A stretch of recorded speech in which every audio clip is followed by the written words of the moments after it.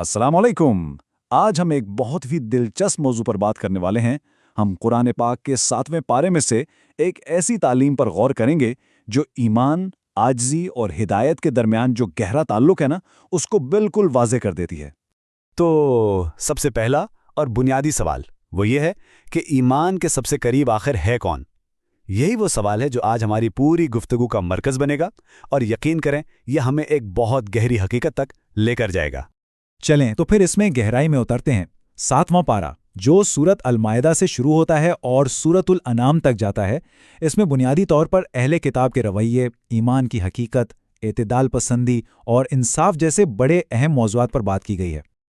और देखें, इस पारे में तौहीद यानी अल्लाह का एक होना, रिसालत यानी पैगंबरी और क़यामत, इन जैसे बुनियादी अकायद पर ना बड़ी तफसील से बात की गई है। और ये हमें ये समझने में मदद देता है कि भाई ईमान की असल जड़, उसकी बुनियाद है क्या। अच्छा, अब आते हैं उस हिस्से पर जो वाकई बहुत दिलचस्प है। सूरतुल माइदा की कुछ आयात में ईमान लाने वालों के बारे में दो बिल्कुल अलग, बिल्कुल मुख्तलिफ गुरोहों के रद्द अमल का एक मवाजना किया गया है। आइए देखते हैं कि ये क्या है। तो कुरान में बहुत वाज़े तौर पर यह बात बताई गई है कि ईमान वालों के लिए दुश्मनी में सबसे सख्त कौन है। कुछ यहूदी क़बाइल और मुशरिकीन यानी वो लोग जो अल्लाह के साथ दूसरों को शरीक ठहराते हैं। ये एक बहुत ही आप कह लें कि सीधा और साफ मुवाजना है। और फिर इसके बिल्कुल उलट कुछ ईसाइयों के बारे में बताया गया कि वो मोहब्बत और शफ़क़त में सबसे करीब हैं। अब जाहिर है यहाँ पर एक सवाल जहन में आता है कि भाई आखिर इन दोनों रवैयों में इतना बड़ा फ़र्क क्यों है। और इसका जवाब भी कुरान में ही मौजूद है, क्योंकि इनमें उलमा और दरवेश सिफत लोग हैं और वो तकब्बुर नहीं करते। तो बात समझ आई। असल नुक्ता इनकी बैरूनी पहचान नहीं है, बल्कि इनकी अंदरूनी खूबियां हैं, यानी इल्म, आजिज़ी और सबसे बढ़कर तकब्बुर का ना होना। चलें, अब इस क्यू को ज़रा और गहराई से समझते हैं। जब हम तफसीर देखते हैं तो पता चलता है कि इसके पीछे एक बहुत गहरा उसूल काम कर रहा है।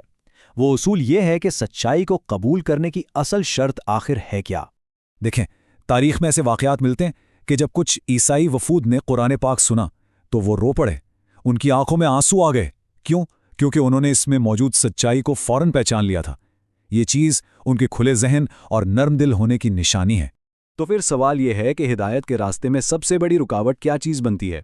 तफसीर के मुताबिक वो है तकब्बुर। अच्छा, तकब्बुर का मतलब क्या है?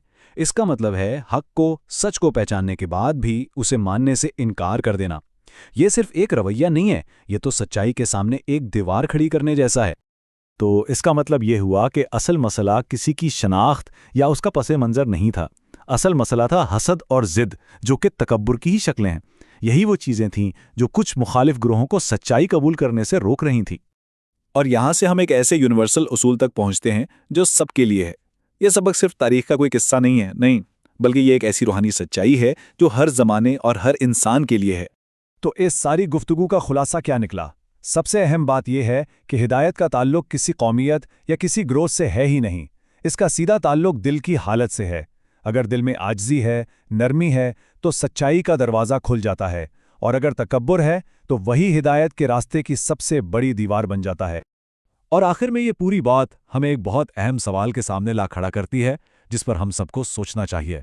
आज के इस दौर में जहां हर तरफ मालूमात का तूफान है, सच्चाई की तलाश में आजिज़ी का क्या किरदार है? यही वो सवाल है जो हज़ारों साल पुरानी इस हिकमत को आज हमारी ज़िंदगी से जोड़ता है।